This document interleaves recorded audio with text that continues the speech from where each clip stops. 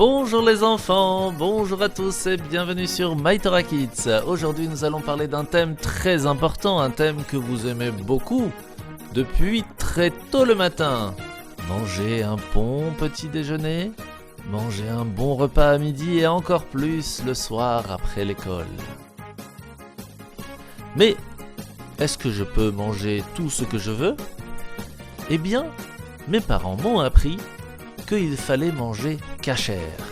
Mais que veut dire le mot kasher ? Eh bien, c'est un aliment ou une boisson que l'on a le droit de manger. La Torah nous enseigne qu'il y a certains aliments ou boissons qui sont autorisés à la consommation et d'autres non. Mais que se passe-t-il lorsque je mange ? Que se passe-t-il lorsque je bois ? Eh bien, toute la nourriture va rentrer dans mon corps et va être triée. Il y a du sucre, il y a des protéines, il y a plein de bonnes choses qui vont être envoyées partout dans le corps et qui vont même se transformer et devenir une partie de notre vie. Ce qui fait que ce que l'on va manger fera partie de nous. Et c'est pour cela que Hachem, pour nous guider, afin que l'on ne mange seulement des choses positives pour notre corps et aussi pour notre âme, nous a donné des règles, les règles de la cacheroute. Alors, la grande majorité des questions de cacheroute, c'est sur les animaux. Parce que pour qu'un animal soit cachère, il y a certaines choses très importantes à savoir. Et c'est ce que nous allons parler aujourd'hui. Tout d'abord, combien y a-t-il de sortes d'animaux ? Eh bien, il y en a 4. Le premier, ce sont les animaux qui vivent sur terre, comme par exemple les animaux domestiques, les chèvres, les vaches, les moutons. Et puis il y a les animaux sauvages, qui sont dans la forêt, comme le cerf, la gazelle, l'antilope, le tigre, le lion. Il y a bien sûr des animaux qui peuvent voler dans les airs, comme le pigeon, la colombe, l'aigle. Et il y a bien sûr les poissons, les animaux qui vivent dans l'eau, le saumon, le requin, la baleine, le thon, le dauphin. Et pour finir, les insectes, les animaux rampants, comme la fourmi, la mouche, l'abeille, les araignées.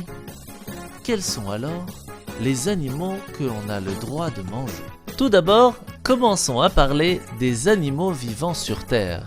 Il y a différents animaux, comme par exemple la vache ou le lion. La vache est différente. Premièrement, sa patte ne touche pas le sol, car elle a des sabots fendus. C'est-à-dire que le bas de ses pattes, que l'on appelle le sabot, est ouvert, fendu sur toute la hauteur. À la différence du lion, dont sa patte touche le sol directement.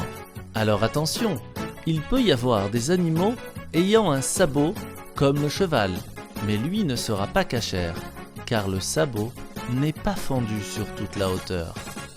La deuxième différence est très importante, c'est que l'animal doit ruminer, c'est-à-dire que lorsqu'il va mâcher la première fois sa nourriture, il ne va pas l'avaler complètement. Il va la remettre une deuxième fois dans sa bouche pour la remâcher une deuxième fois avant de l'envoyer dans son ventre. Mais alors, quels sont les animaux qui ont ces deux conditions ? Eh bien, il y a le taureau ainsi que la vache, le bouc et la chèvre, le mouton et la brebis. Ça, c'est pour les animaux domestiques. Y a-t-il des animaux sauvages cachers ? Eh oui, le cerf, la biche, le chevreuil, le buffle, le daim, le bouquetin et même l'antilope. Par contre, attention, tout autre animal n'ayant pas les deux conditions, même si elles en ont un des deux, sont totalement interdits à la consommation. Et si nous parlions maintenant des animaux pouvant voler dans le ciel, les oiseaux, a-t-on le droit de manger des oiseaux ? Eh bien, cela dépend. Est-ce que l'oiseau est cachère ? S'il est agressif, s'il mange en plein vol, s'il n'est pas très doux, alors il sera interdit de le manger. Un oiseau cachère, c'est un oiseau qui n'a pas ce comportement-là? Il a 3 signes très importants à connaître pour vérifier si l'animal est cachère. Premièrement, il a un doigt supplémentaire sur sa patte. Deuxièmement, il a un petit estomac juste en dessous de sa bouche, appelé un jabot. Et pour finir, la poche de l'estomac chez les oiseaux est appelée un gésier. C'est ce qui permet d'écraser les aliments durs qu'elle va manger. Ce gésier doit pouvoir être écrasé facilement. Quels sont alors les oiseaux cachères? Il y a bien sûr le coq et la poule, le poussin, le pigeon, la dinde, les tourterelles, la colombe et encore bien d'autres. Ça y est, vous connaissez déjà tous les animaux cachères. Ah non, c'est vrai, il nous manque les animaux vivant dans la mer, les poissons. On a le droit de manger des poissons? Mais bien sûr, mais attention, un poisson ne peut être cachère qu'à 2 conditions. Premièrement, il faut qu'il ait des écailles sur le corps. Et deuxièmement, qu'il ait aussi des nageoires, comme par exemple le saumon, le thon, le hareng. Tous les autres poissons qui n'ont qu'une seule des 2 conditions ne sera pas cachère et ne pourra donc pas être mangé. Il y a bien sûr d'autres animaux vivant dans la mer, comme les crustacés, le crabe, les langoustes, les étoiles de mer, sont bien sûr non cachères.